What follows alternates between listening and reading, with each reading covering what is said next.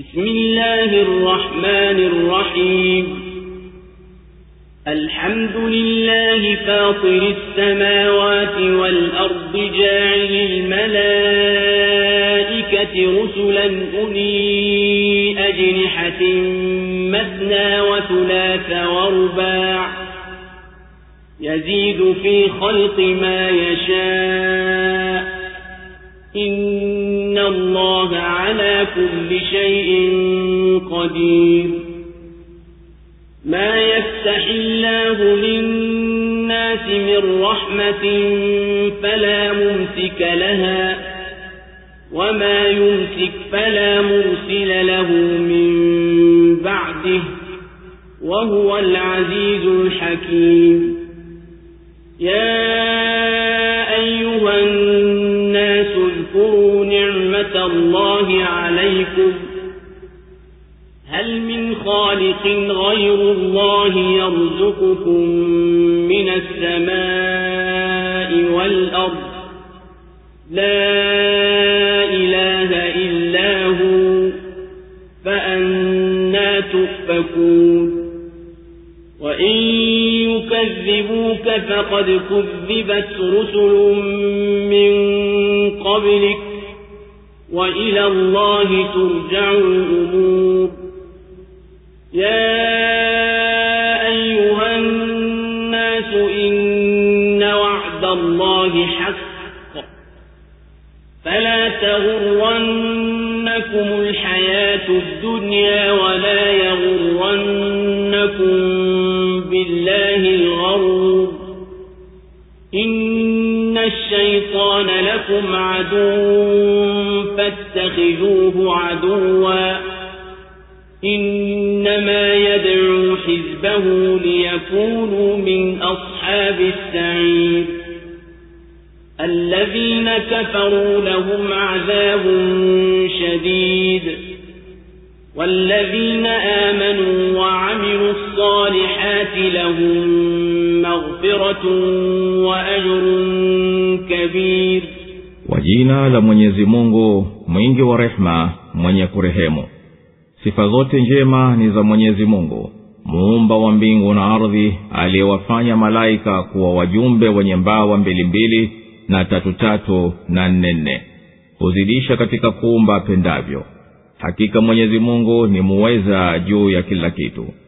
Rehema ambayo Mwenyezi Mungu anawafungulia watu hapana wa kuizuia, na anayoizuia hapana wa kuipeleka isipokuwa yeye, naye ndiye mwenye nguvu mwenye hikma.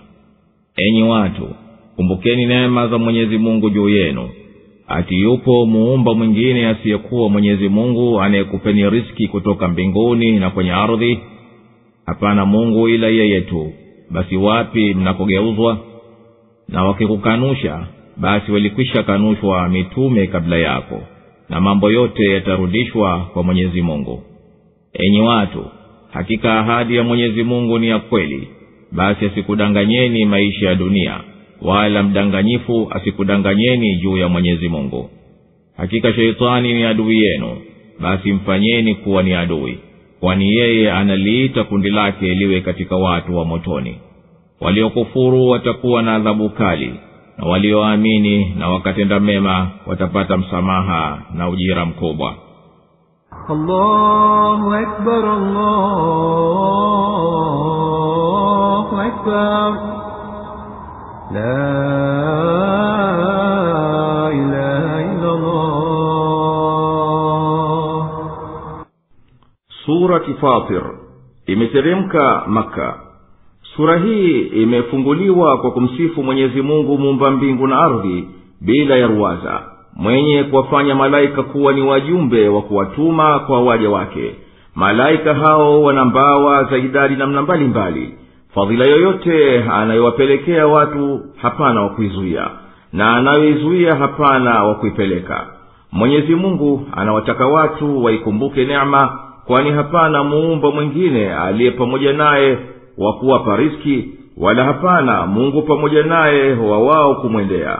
Na watu wamekanusha wito wako, lakini wewe unayo mazingatio kwa yaliyowapitia mitume waliotangulia, nawe unayo ya kuwaliwaza kwa tulivyoahidi kuwa watarejea kwetu. Na wajibu wa watu wasidanganyike na dunia na mapambo yake, na asiwadanganye sheitani, na shauri yake ni fupi, haipindukii kuliko kuwapeleka hao wafuasi wake kwenye maangamizo.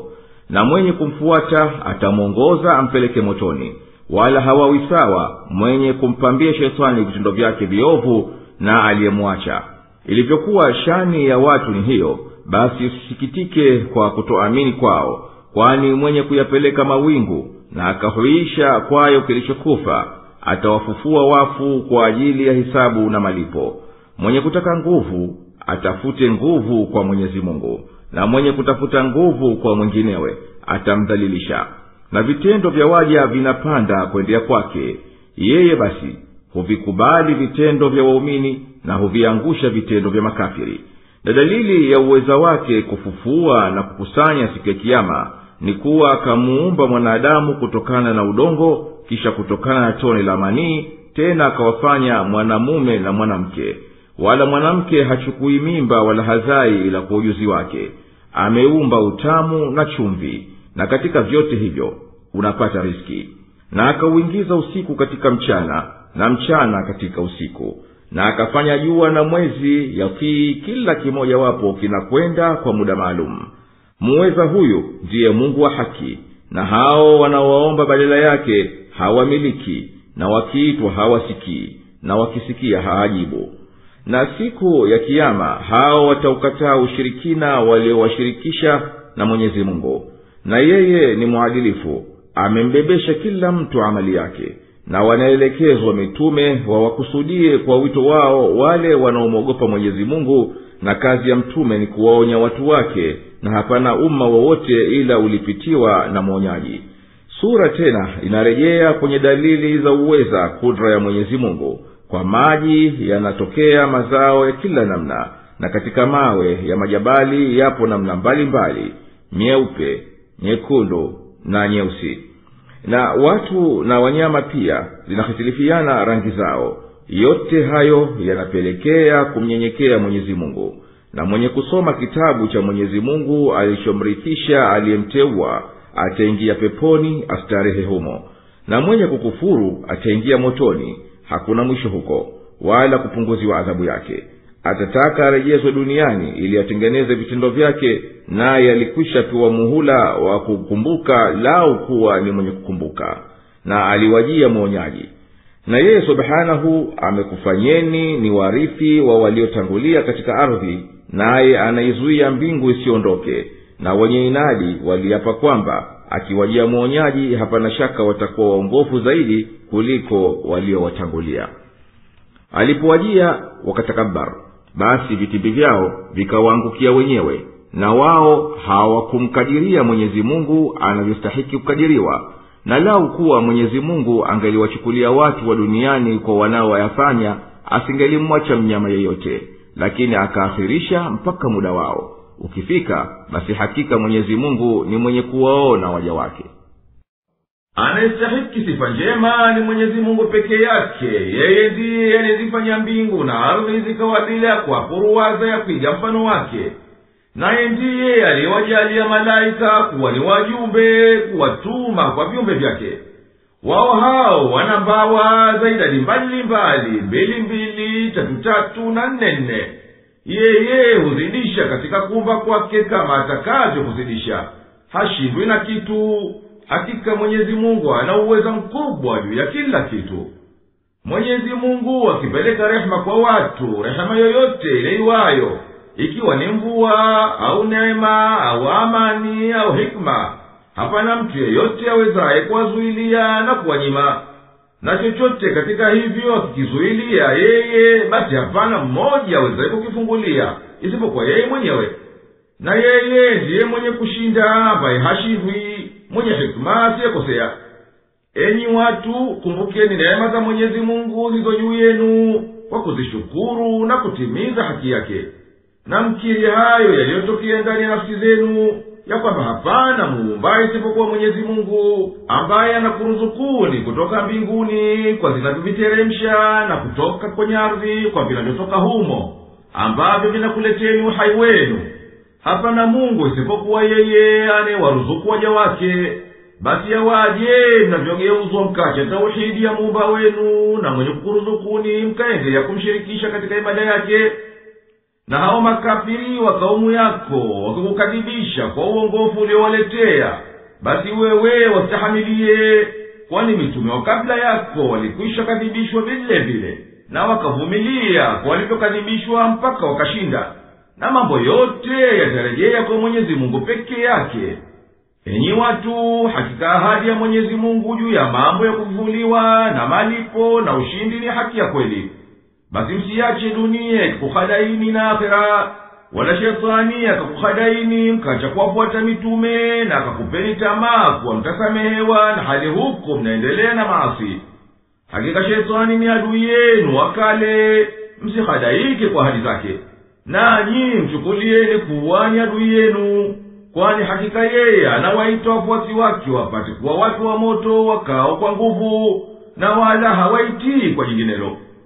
Wanaomkufuru Mwenyezi Mungu na mitume wake watapata adhabu kali, na wanaomuamini Mwenyezi Mungu na mitume wake na wakatenda mema watapewa kutokana na Mwenyezi Mungu kusamehewa madhambi yao na ujira mkubwa kwa vitendo vyao. أفمن زين له سوء عمله فرآه حسنا فإن الله يضل من يشاء ويهدي من يشاء فلا تذهب نفسك عليهم حسرات إن الله عليم بما يصنعون والله الذي أرسل الرياح فتثير سحابا فسقناه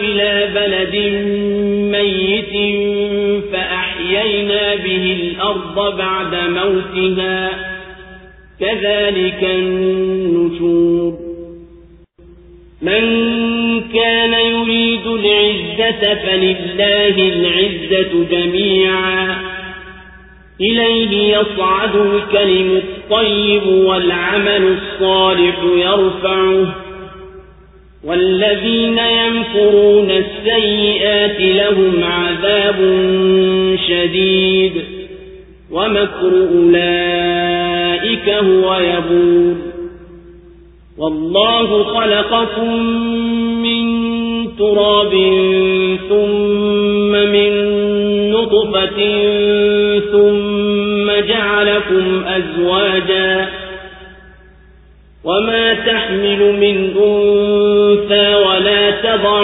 إلا بعلمه وما يعمر من معمر ولا ينقص من عمره إلا في كتاب إن ذلك على الله يسير وما يستوي البحران هذا عذب فرات سائغ شرابه وهذا ملح أجاج ومن كل تأكلون لحما طريا وتستخرجون حلية تلبسونها وترى الفلك فيه مواخر لتبتغوا من فضله ولعلكم تشكرون يولج الليل في النهار ويولج النهار في الليل وسخر الشمس والقمر كل يجري لأجل مسمى ذلكم الله ربكم له الملك والذين تدعون من دونه ما يملكون من قطمير إن تدعوهم لا يسمعون يسمعوا دعاءكم ولو سمعوا ما استجابوا لكم ويوم القيامة يكفرون بشرككم ولا ينبئك مثل خبير.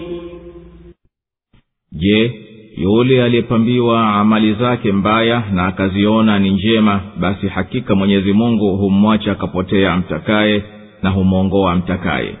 Basi nafsi yako isijihiliki kwa kuwasikitikia. Hakika Mwenyezi Mungu anajua wanayoyafanya. Na Mwenyezi Mungu ndiye anayezituma pepo ziyatimue mawingu, nasi tukayafikisha kwenye nchi iliyokufa, tukaifufua ardhi baada ya kufa kwake. Ndivyo kama hivyo kutakavyokuwa kufufuliwa. Mwenye kutaka utukufu, basi utukufu wote upo kwa Mwenyezi Mungu.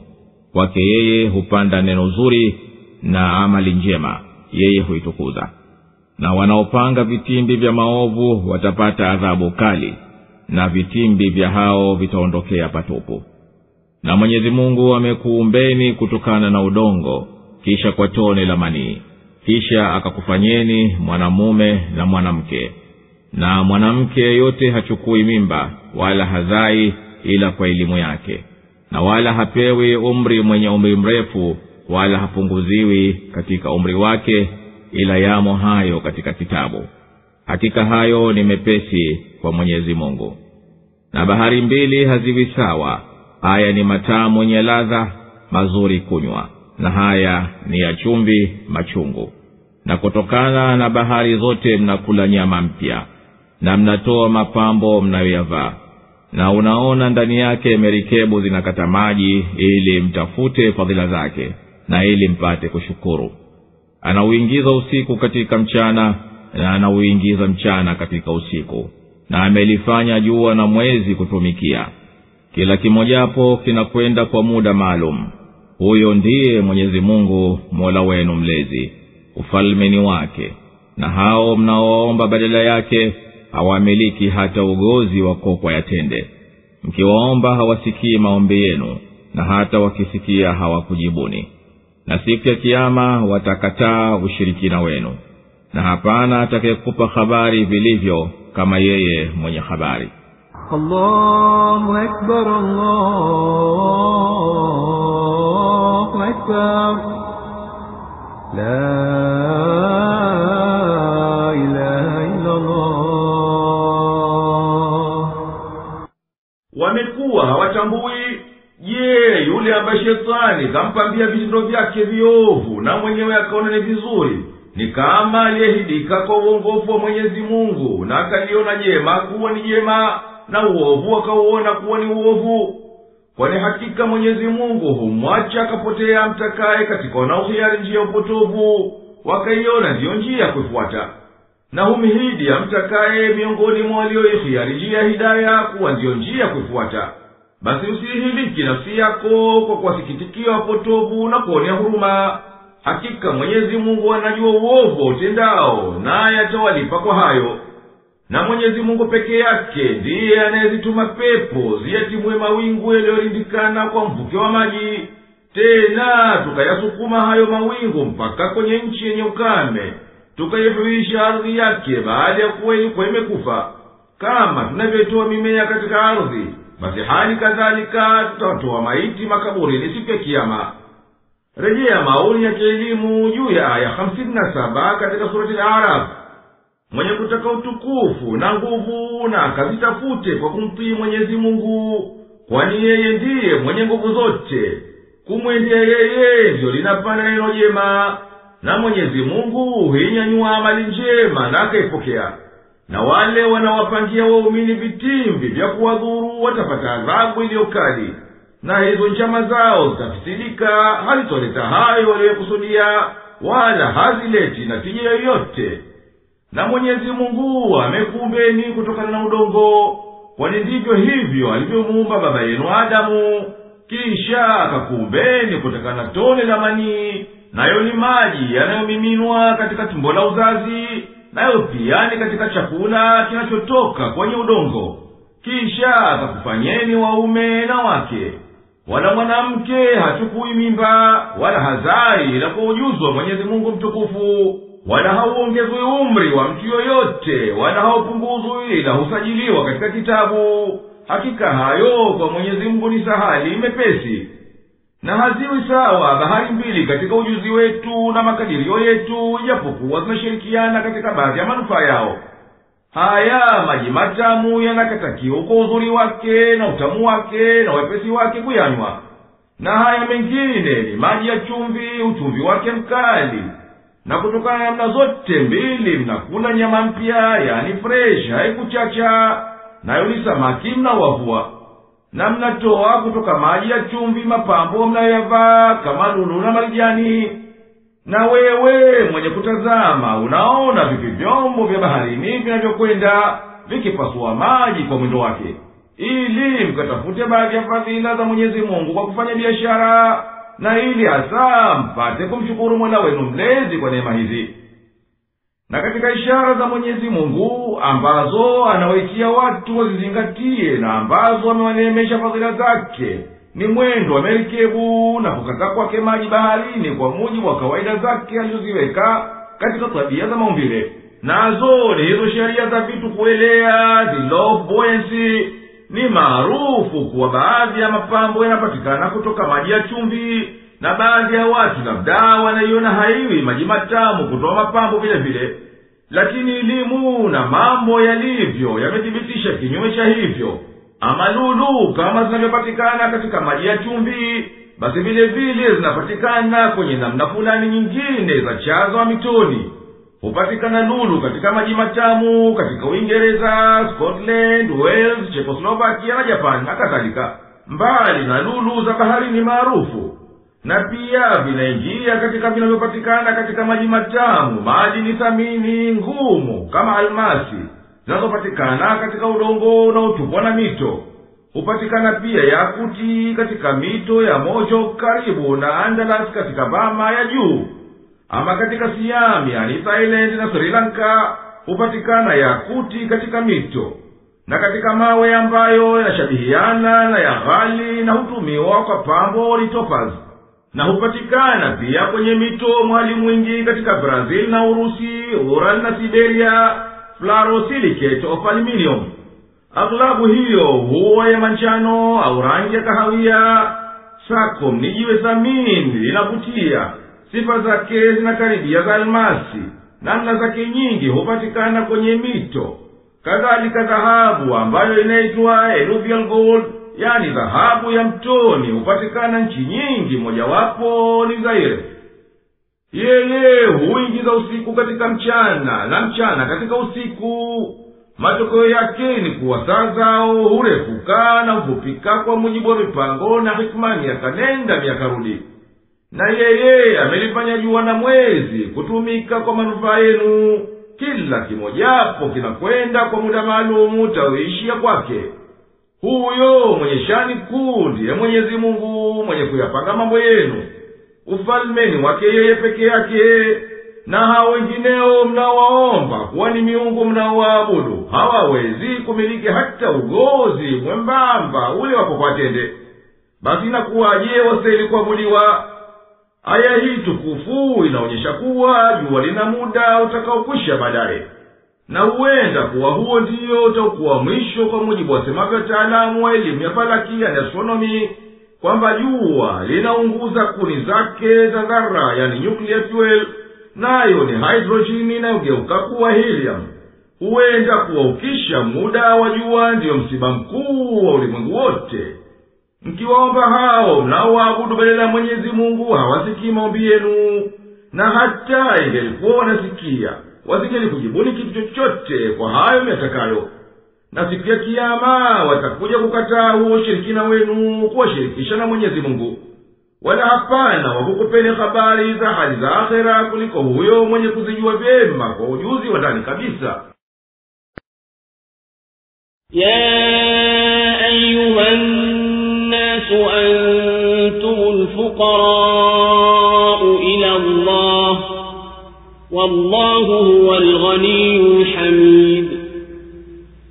In yasha' yuzhibkum wa ya'ti bi khalqin jadid وما ذلك على الله بعزيز ولا تزر وازرة وزر أخرى وإن تدع مثقلة إلى حملها لا يحمل منه شيء ولو كان ذا قربى إنما تنذر الذين يخشون ربهم بالغيب وأقاموا الصلاة ومن تزكى فإنما يتزكى لنفسه وإلى الله المصير وما يستوي الأعمى والبصير ولا الظلمات ولا النور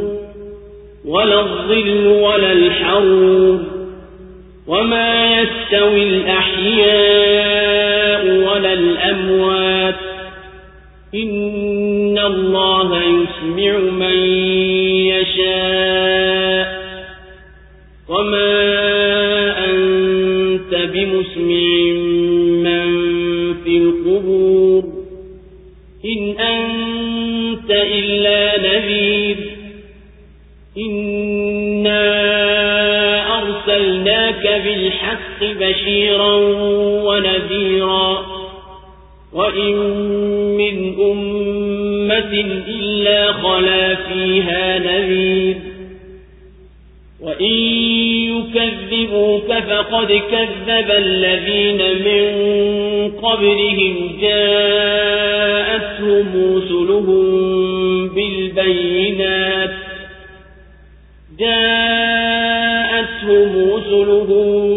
بالبينات وبالزبر وبالكتاب المنير ثم أخذت الذين كفروا فكيف كان نكير. Enyi watu, nyinyi ndio wenye haja kwa Mwenyezi Mungu na Mwenyezi Mungu ndiye mwenye kujitosha msifiwa. Akitaka atakuondoeni na alete viumbe vipya, na hilo si gumu kwa Mwenyezi Mungu. Na mbebaji habebi mzigo wa mwingine, na aliyetopewa na mzigo wake akiomba uchukuliwe hautachukuliwa hata kidogo, na angamomba jamaa yake. Hakika wewe unawaonya wale wanaomcha Mola wao mlezi kwa ghaibu na wanashika sala, na anayejitakasa basi anajitakasa kwa ajili ya nafsi yake, na marejeo ni kwa Mwenyezi Mungu. Na kipofu na mwenye kuona hawalingani, wala giza na mwangaza, wala kivuli na joto, wala hawalingani walio hai na maiti. Hakika Mwenyezi Mungu humsikilizisha amtakaye, wala wewe si wa kuwasikilizisha walio makaburini. Hukuwa wewe ila ni mwonyaji. Hakika sisi tumekutuma wewe kwa haki, kuwa ni mbashiri na mwonyaji, na hapana umma wowote ila ulipata mwonyaji kati yao. Na wakiukanusha basi walikwisha wakanusha waliokuwa kabla yao. Mitume wao waliwajia kwa dalili wazi wazi na kwa maandiko na kitabu chenye nuru. Kisha nikawakamata waliokufuru, basi kuchukia kwangu kulikuwaje? Allahu Akbar, Allahu Akbar, la ilaha illallah. Enyi watu, nyinyi ndio mnaomhitajia Mwenyezi Mungu kwa kila kitu, na yeye Mwenyezi Mungu peke yake ndiye mwenye kujitosha, hawahitaji viumbe vyake, na yeye ndiye mwenye kustahiki kusifiwa kwa kila hali. Mwenyezi Mungu akitaka kukuteketezeni basi atakuteketezeni kwa utimilivu wa uweza wake, na alete uumbaji mpya utauridhiana na hikma yake. Wala kukuhilikini nyinyi na kuwaleta wenginewe si muhali kwa Mwenyezi Mungu.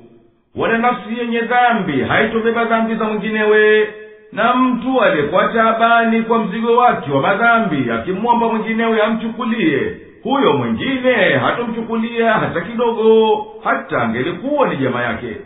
Haya ni kwa kuwa kila mtu kashughulika na yake. Na ewe nabii, usihuzunike kwa inadi ya watu wako, kwani hakika maonyo yako yanawafaa wale ambao wanamhofu Mola wao mlezi peke yao katika siri, na wakashika sala kwa mujibu inayofaa. Na mwenye kujisafisha na uchafu wa madhambi basi anajisafisha kwa faida ya nafsi yake, na marejeo yote mwishoni ni kwa Mwenyezi Mungu, na yeye atamtendea kila mtu kwa anavyostahiki. Rejea maoni ya kielimu juu ya aya 7 surati Zumar, na mbebaji habebi mzigo wa mwingine. Hawawezi kulingana wakawa sawa asiyehidika kuifuata haki kwa ujinga wake, na mwenye kufuata njia ya uongofu kwa ujuzi wake, wala uongo na kweli, wala kivuli na upepo wa moto.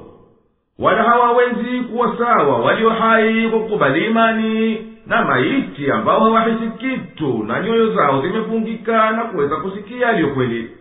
Hakika Mwenyezi Mungu humhidi amtakaye asikie hoja kwa sikio la kukubali. Wala wewe nabii si mwenye kuwasikilizisha waliokufa kwa inadi yao na ukafiri wao, kama ilivyokuwa huwasikilizishi walio makaburini. Wewe huna jukumu ila la kufikisha ujumbe na kuonya tu. Ewe nabii, hakika sisi tumekutuma wewe uwafikishie watu wote hii dini ya haki, ukiwabashiria pepo wenye kuamini, na ukiwaonya kwa adhabu ya moto wanaoikataa hii dini. Na hapana kaumu yoyote katika kaumu zilizopita ila walijiwa na mtu kutokana na Mwenyezi Mungu wa kuwahadharisha na adhabu yake. Na ikiwa kaumu yako wanakukadhibisha wewe, basi waliokuwa kabla yao waliwakadhibisha mitume wao vile vile. Na wao waliwaletea miujiza iliyo wazi na maandiko ya Mola Mlezi na kitabu chenye nuru kwa ajili ya kuongoza njia ya kuokoka duniani na akhera. Kisha nikawashika waliokufuru kwa mshiko mkali. Basi hebu angalia kulikuwaje kuchukia kwangu kwa vitendo vyao na ghadhabu yangu juu yao. ألم تر أن الله أنزل من السماء ماء فأخرجنا به ثمرات مختلفا ألوانها ومن الجبال جدد بيض وحمر مختلف ألوانها وغرابيب سود ومن الناس والدواب والأنعام مختلف ألوانه كذلك إنما يخشى الله من عباده العلماء إن الله عزيز غفور إن الذين يتلون كتاب الله وأقاموا الصلاة وأنفقوا مما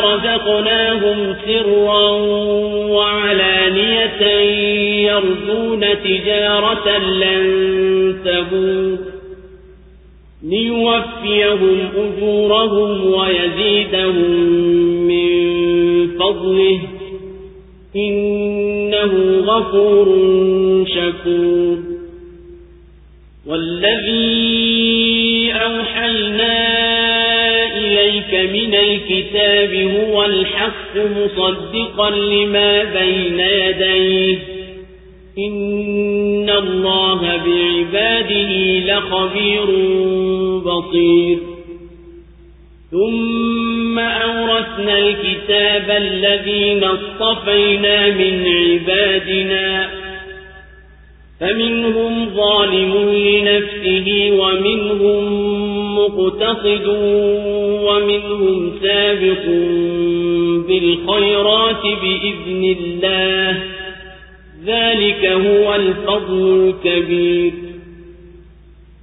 جنات عدن يدخلونها يحلون فيها من أساور من ذهب ولؤلؤا ولباسهم فيها حرير وقالوا الحمد لله الذي أذهب عنا الحزن إن ربنا لغفور شكور الذي أحلنا دار المقامة من فضله لا يمسنا فيها نصب لا يمسنا فيها نصب ولا يمسنا فيها لغوب والذين كفروا لهم نار جهنم لا يقضى عليهم فيموتوا ولا يخفف عنهم من عذابها كذلك نجزي كل كفور وهم يصطرخون فيها ربنا أخرجنا نعمل صالحا غير الذي كنا نعمل أولم نعمركم ما يتذكر فيه من تذكر وجاءكم النذير فذوقوا فما للظالمين من نصير. Je, huoni kwamba Mwenyezi Mungu ameteremsha maji kutoka mbinguni na kwayo tumeyatoa matunda yenye rangi mbalimbali na katika milima imo mistari mieupe na miekundu yenye rangi mbalimbali na mieusi sana na katika watu na wanyama na mifugo pia rangi zao zinahitalifiana. Kwa hakika wanaomcha Mwenyezi Mungu miongoni mwa waja wake ni wanazuoni. Hakika Mwenyezi Mungu ni mwenye nguvu, mwenye kusamehe. Hakika wale wanaosoma kitabu cha Mwenyezi Mungu na wakashika sala na wakatoa kwa siri na kwa dhahir katika tulivyowaruzuku au utaraji biashara isiyobwaga ili yeye awalipe ujira wao kwa ukamilifu na awazidishie kutokana na fadhila zake. Hakika yeye ni mwenye kusamehe, mwenye shukrani. Na hayo tuliyokufunulia kutoka kitabuni ni kweli yenye kusadikisha yaliyokuwa kabla yake. Hakika Mwenyezi Mungu kwa waja wake ni mwenye habari na mwenye kuona. Kisha tumewarithisha kitabu hao ambao tuliwateua miongoni mwa waja wetu. Kati yao yupo aliyejidhulumu nafsi yake na yupo wa katikati na yupo aliyetangulia katika mambo ya kheri kwa idhini ya Mwenyezi Mungu. Hiyo ndiyo fadhila kuu. Mabustani ya milele watayaingia, huku watavikwa vikuku vya dhahabu na lulu na nguo zao humo ni za hariri. Na watasema alhamdulillah, sifa njema zote ni za Mwenyezi Mungu aliyetuondolea huzuni zote. Hakika Mola wetu mlezi bila shaka ni mwenye kusamehe, mwenye shukrani, ambayo kwa fadhila yake ametuweka makao ya kukaa daima. Humu haitugusi taabu wala humu hakutugusi kuchoka. Na waliokufuru watakuwa na moto wa jahannam, hawahukumiwi wakafa wala hawatapunguziwa adhabu yake. Hivyo ndivyo tunavyomlipa kila mwenye kuzidi ukafiri. Na humu watapiga makelele, Mola wetu mlezi, tutoe tufanye mema, siyo yale tuliyokuwa tukiyafanya. Kwani hatukukupeni umri wa kutosha kukumbuka mwenye kukumbuka, na akakujieni mwonyaji? Basi onjeni, kwani waliodhulumu hawana wa kuwanusuru. Allahu Akbar, Allahu Akbar, la ilaha illa Allah. Ewe mwenye akili, huoni kwamba Mwenyezi Mungu anateremsha maji kutoka mbinguni, na kwa maji hayo anatoa mazao yanayokhtalifiana rangi zake? Mengine ni mekundu na manjano, na matamu na machungu, mazuri na mabaya. Na katika milima ipo milima yenye njia na mistari mieupe na miekundu yenye kukhtalifiana pia kwa kukoza na kufifia. Ya kustajabisha kitaalamu katika aya hii tukufu siyo tu kwa kukhtalifiana rangi mbalimbali katika milima ambazo zinatokana na hizo sehemu za maji zilizofanya majabali, kama vile chuma huonyesha rangi yake nyekundu, na manganizi na makaa ya mawe huonekana kwa rangi nyeusi, au shaba ambayo hudhihirisha rangi ya kijani na kadhalika. Lakini ya kustajabisha hasa ni kuunganisha baina ya kutoa matunda ya namna mbalimbali na hali miti yake inanyweshwa maji yale yale, na kuumbwa milima miekundu na mieupe na mieusi, na yote yana asili moja kwa kuundwa kwake. Wataalamu wa elimu za tabaka za ardhi, jiolojia, wanaita magma. Na hii magma moja inapochomoza mahala mbalimbali katika ardhi na penye vina mbalimbali kwenda chini katika ardhi kutoka juu, basi hupatikana hitilafu katika muundo wake na hukusanyika kwa kurindika kuwa ni milima yenye madini ya rangi mbalimbali. Na huu basi mwendo wa Mwenyezi Mungu ni mmoja, kwani hakika asili ni moja na matawi ndiyo yanakhtalifiana kwa kuonekana, na katika haya yanapatikana manufaa na faida kwa binadamu. Na miongoni mwa watu na wanyama na mifugo, yani ngamia, ng'ombe, kondoo na mbuzi, kadhalika zipo hitilafu katika sura, ukubwa na rangi, na hawazingatii huu muumbo wa ajabu na wakamwogopa aliyeumba, ila wanazuoni ambao wanatambua siri ya uumbaji wake. Hakika Mwenyezi Mungu mwenye kushinda anaogopwa na waumini, naye ni mwingi wa kuwavutia madhambi yao wanaorejea kwake. Baada ya kueleza kusalifiana matunda na milima na watu na wanyama na mifugo, inaashiriwa kuwa juu ya hitilafu hizi zinazoonekana baina ya hali hizi zote upo umoja wa asili, kwani hayo matunda yanatokana na maji yale yale na milima yanatokana na magma moja. Kadhalika hitilafu za rangi na watu na wanyama na mifugo hazidhihiri katika tone za manii, ambayo vyote hivyo vimetoka mwanzo wake. Na lao hizo tone zingelichunguzwa kwa darubini ya mikroskopu, kingelionekana kitu cha kuonyesha hizo hitilafu zitazokuwa, kwani hizo ni siri iliyoko ndani yake katika zinazoitwa genes. Na labda haya pia yanaonyesha kuwa sifa za kurithi ziliomo katika asili ya mimea na wanyama na binadamu zinalindwa katika maumbile yake na hazigeuki kwa tabia ya pahala au chakula. Hakika wanaosoma kitabu cha Mwenyezi Mungu kwa kukizingatia na kukitenda, na wakashika swala kwa mujibu itakikanavyo, na wakatoa kwa siri na kwa kuonekana baadhi alitoa ruzuku Mwenyezi Mungu, wanataraji kwa hayo kufanya na Mwenyezi Mungu biashara isiyoanguka faida yake, ili Mwenyezi Mungu awalipe ujira wao na awazidishie juu yake kutokana na fadhila yake, kwa anavyoongezea mema yao na kuwafutia maovu yao. Yeye ni msamehevu, mwingi wa kufutia makosa ya kujikwaa, mwenye kushukuru, mwingi wa kushukuru kwa utiifu wa waja. Na tulivyokuletea wahi wewe katika hii Kurani ni haki tupu isiyokuwa na shaka yoyote. Tumeteremsha kuthibitisha vitabu vilivyoteremshwa kwa mitume waliokuwa kabla yako, kwa kuwa vyote ni asili moja. Hakika Mwenyezi Mungu ni mkunjufu wa kujua kuona kwa waja wake. Tena tumekifanya kitabu hichi ni mirathi ya kurithiwa na waja wetu tuliowateua.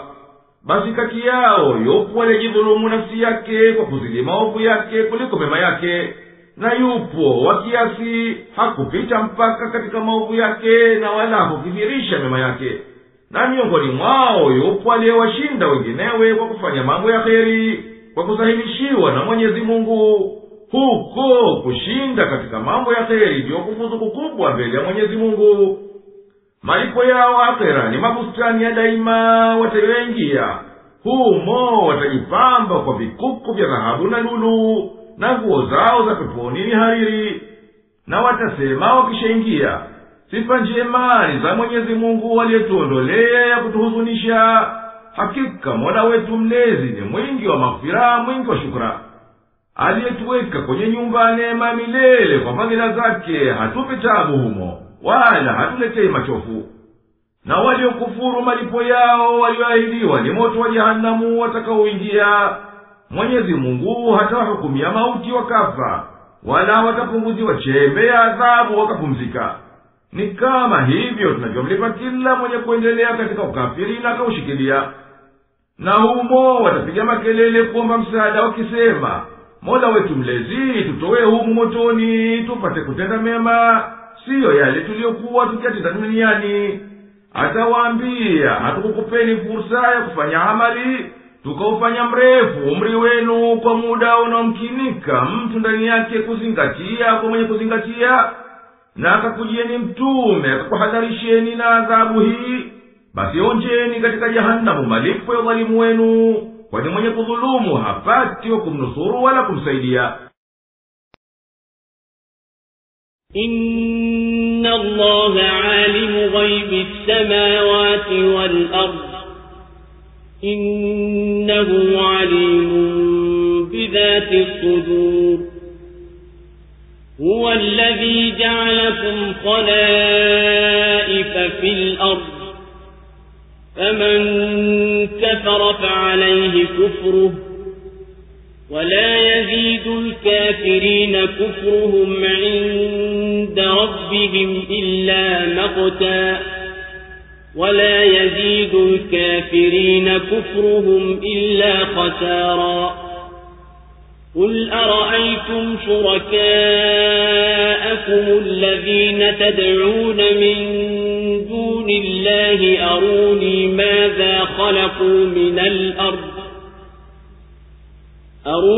ماذا خلقوا من الأرض أم لهم شرك في السماوات أم آتيناهم كتابا فهم على بينة منه بل إن يعد الظالمون بعضهم بعضا إلا غرورا إن الله يمسك السماوات والأرض أن تزولا ولئن زالتا إن أمسكهما من أحد من بعده إنه كان حليما غفورا وأقسموا بالله جهد أيمانهم لئن جاءهم نذير ليكونن أهدى من إحدى الأمم فلما جاءهم نذير ما زادهم إلا نفورا استكبارا في الأرض ومكر السيء ولا يحيق المكر السيء إلا بأهله فهل ينظرون إلا سنة الأولين فلن تجد لسنة الله تبديلا ولن تجد لسنة الله تحويلا أولم يسيروا في الأرض فينظروا كيف كان عاقبة الذين من قبلهم وكانوا أشد منهم قوة وما كان الله ليعجزه من شيء في السماوات ولا في الأرض إنه كان عليما قديرا ولو آخذ الله الناس بما كسبوا ما ترك على ظهرها من دابة ولكن يؤخرهم إلى أجل مسمى فإذا جاء أجلهم فإن الله كان بعباده بصيرا. Kwa hakika Mwenyezi Mungu ni mjuzi wa siri za mbinguni na ardhi. Hakika yeye ni mjuzi wa yaliyomo vifuani. Yeye ndiye aliyekufanyeni manaibu katika ardhi, na anayekufuru basi kufuru yake ni juu yake. Na kufuru za makafiri haziwazidishii kwa Mola wao mlezi ila kuchukiwa, wala kufuru za makafiri haziwazidishii ila hasara. Sema, mnawaona hawa miungu wenu wakishirikina mnaowaomba badala ya Mwenyezi Mungu? Nionyesheni wameumba sehemu gani katika ardhi, au wana ushirika wowote katika mbingu, au tumewapa kitabu nao kwa hicho wakawa na hoja zilizowazi. Lakini madhalim hawaahidiani wao kwa wao ila udanganyifu tu. Hakika Mwenyezi Mungu ndiye anayezuilia mbingu na ardhi zisiondoke, na zikiondoka hapana yeyote wa kuzizuia isipokuwa yeye. Hakika yeye ni mpole mwenye kusamehe. Na waliapa kwa Mwenyezi Mungu ukomo wa kuapa kwao, kwamba akiwajia mwonyaji bila shaka watakuwa waongofu zaidi kuliko taifa jingine lolote. Lakini alipowajia mwonyaji hakuwazidishia ila kuikimbia hiyo haki, kwa kutakabari kwao katika nchi na kufanya vitimbi vya uovu, na vitimbi viovu havimsibu ila mwenyewe aliyevifanya. Hebu hawangojei yaliyowasibu watu wa kale, basi hutapata mabadiliko katika mtindo wa Mwenyezi Mungu, wala hutapata mageuko katika mwendo wa Mwenyezi Mungu. Je, hawakusafiri katika ardhi wakaona vipi ulikuwa mwisho wa waliokuwa kabla yao? Na hao walikuwa wana nguvu zaidi kuliko wao, na hapana kitu kinachoweza kumshinda Mwenyezi Mungu mbinguni wala katika ardhi. Hakika yeye ni mwenye kujua, mwenye uweza. Na lau kuwa Mwenyezi Mungu angeliwachukulia watu kwa walioyachuma, basi asingelimwacha juu ya ardhi hata mnyama mmoja, lakini yeye anawachukulia mpaka ufike muda maalum. Basi ukifika muda wao, basi hakika Mwenyezi Mungu ni mwenye kuwaona waja wake barabara. Allahu Akbar, Allahu Akbar, la ilaha illa Allah. Hakika Mwenyezi Mungu anajua vyema kila kilichofichikana katika mbingu na ardhi, hapana chenye kufichikana kwake. Na lau angekukubalieni akakurudisheni duniani, mngelirejea yale yale yalikukatazeni. Hakika yeye mtukufu anavijua vyema vishawishi na vivutio viliomo ndani ya vifua. Mwenyezi Mungu ndiye aliyekufanyeni baadhi yenu wawafuatie wengine katika kuimarisha dunia na kuifanya itoe matunda yake, na yeye ni mwenye kustahiki kushukuriwa, si kukufuriwa. Basi mwenye kumkufuru Mwenyezi Mungu, dhambi za kufuru yake zitakuwa juu yake mwenyewe, na makafiri hawatapata ziada yoyote kwa Mola wao mlezi isipokuwa chuki na kukasirika, wala makafiri hawatazidi ila kupata hasara tu. Ewe nabii, waambie washirikina, hebu nambieni, mmeiona hali ya hawa miungu wenu wakishirikina mnaoabudu badala ya Mwenyezi Mungu? Hebu nambieni, sehemu gani katika ardhi walioiumba wao? Hebu wana ushirika wowote na Mwenyezi Mungu katika kuziumba mbingu? Sisi hatukuwapa kitabu cha ushirikina wakawa wao wanatoa hoja kutoka humo. Lakini wenye kudhulumu hawaahidiani wenyewe kwa wenyewe kwa uombezi wa miungu yao ya kumshirikisha Mwenyezi Mungu, ila kwa uongo na kupambia kusomdanganya mtu ila aliyekuwa akili yake ni dhaifu. Hakika Mwenyezi Mungu ndiye anayezuia mpango wa mbingu na ardhi usivurugike, na ndiye anayezihifadhi mbingu na ardhi zisiondoke. Na lau akizijalia kuondoka, hapana kuweza kuzihifadhi hizo isipokuwa Mwenyezi Mungu mwenyewe. Hakika yeye ni mpole, hafanyi papara kuadhibu wahalifu. Yeye ni msamehevu wa madhambi ya wenye kurejea kwake wakatubu. Aya hii tukufu inathibitisha kwamba Mwenyezi Mungu Subhanahu wa Ta'ala peke yake ndiye muumba mbingu na ardhi. Yeye ndiye mwenye kuzishika zisiondoke, kwani hivi vitu vilivyomo mbinguni vya karibu na mbali vinavyoonekana katika kuba la mbingu vimeshikamana kwa mujibu wa mpango maalum wa namna pekee aliyoumba Mwenyezi Mungu aliyetakasika na kutukuka. Na yeye ndiye aliyeviwekea mvutano usiokatika kwa kupita zama na vizazi, na ndiye anayevihifadhi visikosee mizani yao. Na Mwenyezi Mungu Subhanahu wa Ta'ala ndiye mwenye uweza huu, wala hapana mwinginewe. Na makafiri waliapa kwa jina la Mwenyezi Mungu mwisho wa juhudi yao kutilia nguvu kiapo chao, ya kwamba bila shaka kiwajia mtume kuwaonya, basi wao hapana shaka watakuwa miongoni mwa mataifa walioongoka zaidi kuliko hao wenginewe waliokadhibisha mitume wao. Lakini alipowajia mtume kutokana na wao wenyewe akiwaonya, hakuwazidishia kwa kuwaonya kwake na kuwanasihi isipokuwa kuikimbia haki. Wameikimbia haki kwa kupandwa na kiburi katika nchi na kuona ari kumnyenyekea mtume na dini aliyokuja nayo, wakapanga njama za vitimbi viovu, na ni shetani ndiye aliyewaongoza hata wakaiacha dini na wakaingia kumpiga vita mtume. Na wala madhara ya vitimbi viovu hayampati mtu ila yule yule aliyevipanga. Basi watu hao wanangojea nini isipokuwa sunna ya Mwenyezi Mungu iliyowasibu wale waliowatangulia? basi hatoipata njia ya Mwenyezi Mungu anavyoyafanyia mataifa ibadilike, kama wanavyotumai hawa wapangaji vitimbi yawe kinyume na waliowatangulia. Na kabisa hutopata mwendo wa Mwenyezi Mungu ubadilishe njia ulioelekea. Je, hao hukana wakakanya tu ahadi ya Mwenyezi Mungu kwa washirikina, bila ya wao kusafiri katika ulimwengu wakaangalia kwa macho yao athari za maangamizo yaliyowateremkia waliokuwa kabla yao, kwa sababu ya kuwakadhibisha kwao mitume.